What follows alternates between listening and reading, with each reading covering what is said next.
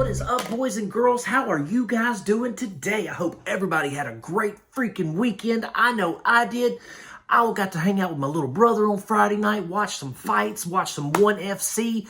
Got to hang out on Saturday night with the wife and the kids and just enjoyed this beautiful Louisiana weather. This North Louisiana weather has been amazing, guys. It has been like 75 to 80 degrees, low humidity, baby. It is amazing, and I'm loving it. I've been sitting outside watching the grass grow, if you will. It has been fantastic. It was a great weekend, great church service. Pastor Glenn was on fire this Sunday, boy. He was whooping that devil, as they say. But man, it was a fantastic weekend. I hope you guys were just happy, content. You ate good food, you had good drinks, you had good fellowship with your friends and family, and here we are, back to the grind on Monday. But you know what?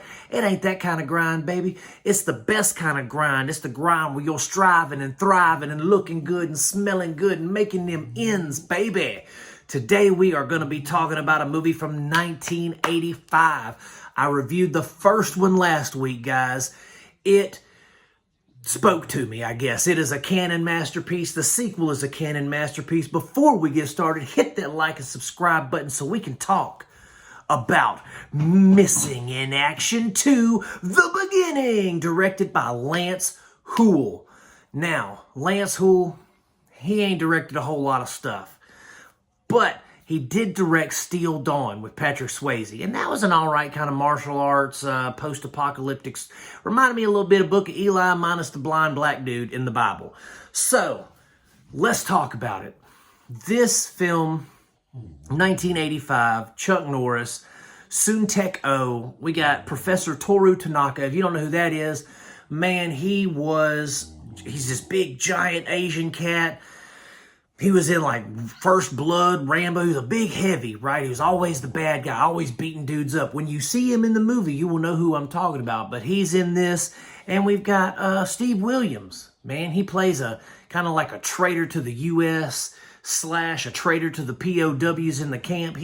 But he's Steve Williams, and I've always enjoyed Steve Williams' performances. He was in, the Jason Goes to Hell, Friday the 13th, 9 or something? Jason Goes to Hell, he was the bounty hunter. Or was it Jason 3?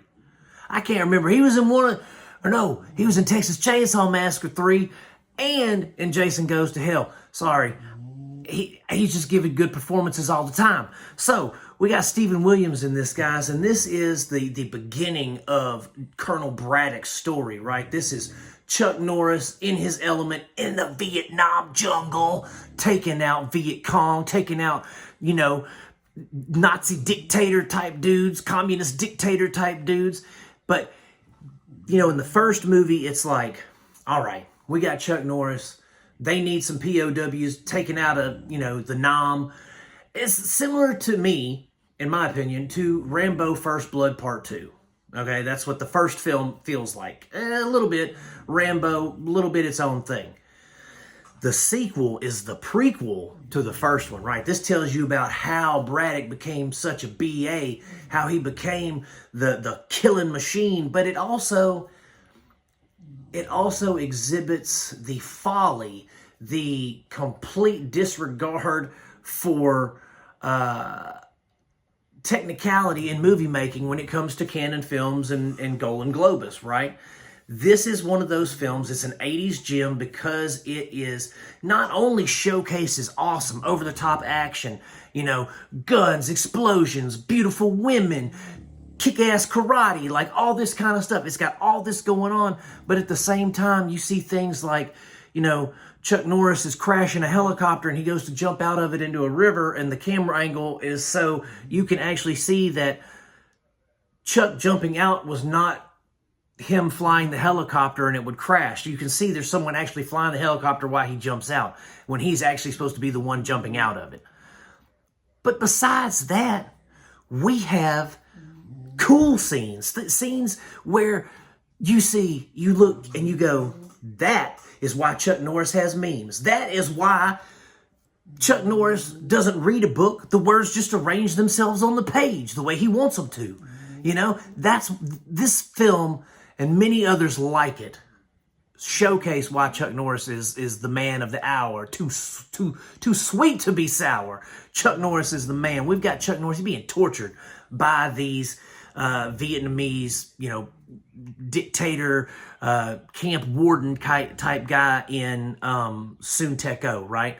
Soon Teco. That sounds like some kind of video game. But anyway, so we have him, and he's being tortured, and they're trying to get him to confess to being an American traitor and how he's a criminal. At the whole time, he got captured back in the 70s, and it's 85, and they've been torturing him and his crew for years trying to get him to confess, right? He ain't gonna confess. He's Chuck Norris. He got steel will, man. He ain't confessing to nothing.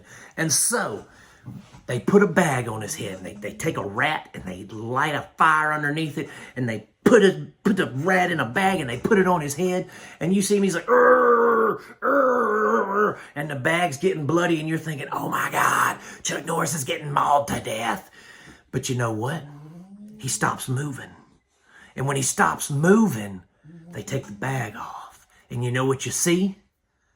You see a rat in that man's mouth, like Ozzy Osbourne biting the head off a bat. He got blood and rat and everything. And that is why Chuck Norris has memes made after him, because he is a man's man. He didn't break. He ate that rat. He don't care. I loved Chuck Norris in this. He did other things that were cool too. His final showdown, he said, in the rib cage, grabbed it. And then he said, you know what? This is for me. It was awesome, dude. This movie was, for lack of a better word or words, kick ass. It was cool, man. There was so much goodness in this, and not just goodness as in just martial arts and over the top action. It was well written for being a Canon film. It had good dialogue in it. Like this Viet Cong guy, he's like, "You lose, Colonel Braddock." But you know what? He says it 3 or 4 times, and then we got the awesome one-liner. General, whatever your name is, you lose. Boom! Hit you with your own weapon, bro.